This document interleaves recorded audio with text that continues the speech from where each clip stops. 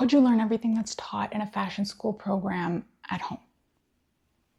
That's my question. I'm gonna try. We don't know. There's a kind of common mantra that's repeated about, at least among sewing communities and sewists online and offline, that sewing is for everyone and that anybody can learn to make their own clothing. And while this is true, I think it's also not true. It overlooks that sewing is an incredibly resource-intensive craft. Sewing just costs a lot of money. I mean, you have a sewing machine, an overlocker. If you start advancing, you're gonna want an industrial machine, and those are upwards of $1,000, many of which upwards of $2,000. You're gonna want maybe like a gravity-fed iron, a cutting table, expensive scissors, fancy tracing paper. You need a lot of paper, or you need a projector. If you really wanna do it seriously, even as your own part-time practice, in addition to whatever else you're doing, you need materials. There's also an incredible amount of knowledge that needs to be learned. I find it to be not that accessible. I've tried to sort of teach myself how to sew, how to construct garments, different techniques, different seam finishes. I've taken a few classes, but it's not the same. And I think, fashion school is a rich kid sport. I just couldn't figure out how to make it work. And yeah, I want to know if you could self-teach fashion school. I mean, there's so many other subjects online available in a self-taught format, like Khan Academy. You could learn any of the sort of like life sciences online in a really structured, systematic way. And I want that for garment construction, for fashion design. I want to go about trying to experiment with how far I can get on this self-taught fashion school journey.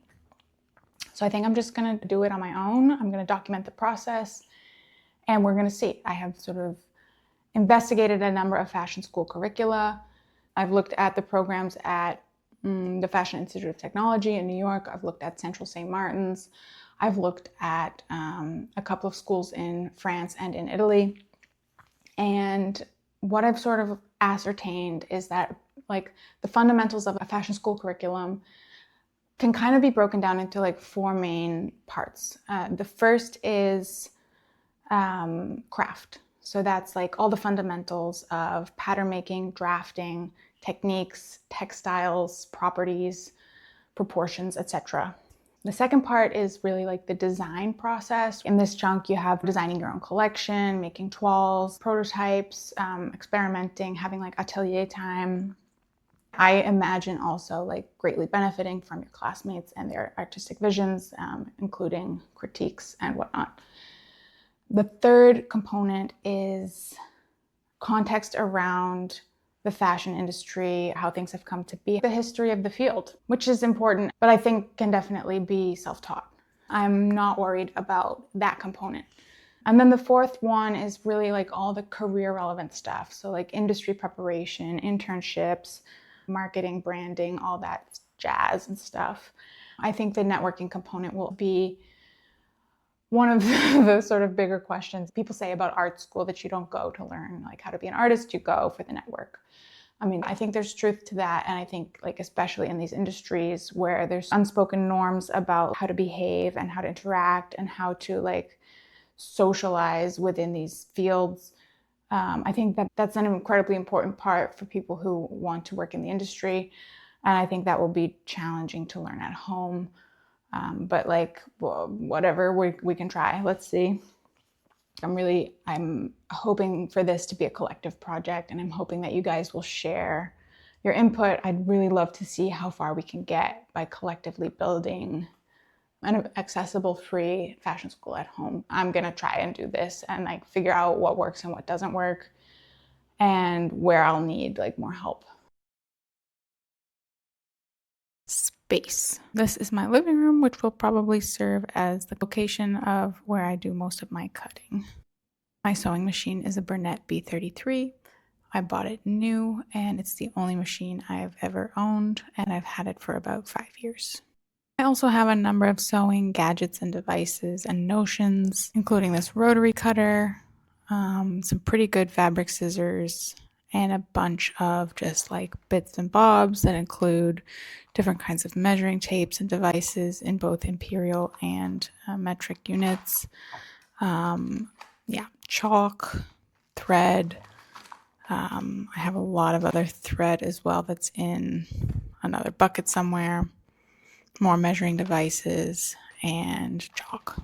Yeah, I have a lot of chalk. Otherwise, that's basically all I have in terms of sewing tools I've purchased. My ironing board, as you can see, is pretty grim. She's not in good shape. She's pretty stained. It's actually not that fun of an experience to use this ironing board. Under here is like so gross. I have, as a result, learned a lot about how to remove rust from fabric. So this is not a good long-term solution, but this is what I've got for now. I have been sewing for about 5 years. In that time, I've watched like a lot of different tutorials on like skills and seam finishes and how to construct garments. I've bought a bunch of patterns. I've constructed stuff myself. I'm missing a lot of knowledge. Like there's a lot of stuff that I don't know how to do. Like darts in general scare me quite a lot. Like I don't really understand how they work. I don't know how to move them. I find them actually incredibly overwhelming. Like so much so that when I start thinking about them, I get like a little bit of like nausea in my stomach. I don't know. We're gonna see. We're gonna have to find out how that's gonna go. But I'm definitely nervous. I'm nervous about a lot of this, to be honest. I'm not sure that I'm good at teaching myself stuff. But like, there's only one way to do it. It's happening. So we'll see. Okay. In terms of my initial strategy, I'm going to have to start with the fundamentals. I'm going to need to learn how to draft patterns. And there are 2 ways to do that. Like one is flat pattern drafting and the other is draping. And since you've seen what I have and what I have does not include a dress form, I'm just going to start with flat pattern making.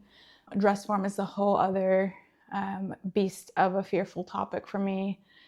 So yeah, we're just gonna like push that into the future and start with flat pattern making. And I'm going to be using 2 textbooks for this.